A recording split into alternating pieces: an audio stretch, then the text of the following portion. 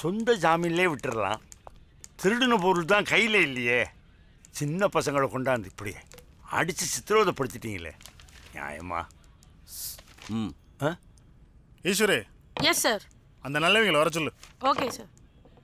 ஆசாரி, ஐயாவையும் கவனிக்கணும். சரியா? வெளில வாடா. காவல்துறை என்னை என்ன செய்யும்? மாங்குயில் கூவிடும் பூஞ்சோலை, என்னை மாற்ற நினைத்திடும் சிறைச்சாலை.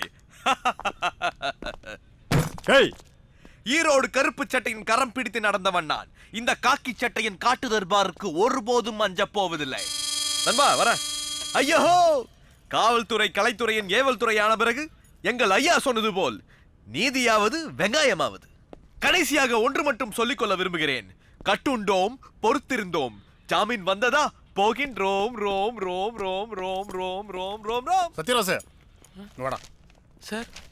என்னடா சொல்லிட்டு போறான்? நேற்று நைட்டு 8 காஞ்சி இட்லி வாங்கிட்டு வந்து கொடுத்தாருல சார், அந்த பேப்பரில் யாரோ பேசுனதை படித்தா அதையும் பேசிட்டு போகிறான் சார். போடா. நீலகண்ட சாஸ்திரே. ஏய் ஐயா, அடிச்சதுல தப்பே இல்லைங்க. வக்கீலே வந்துரு.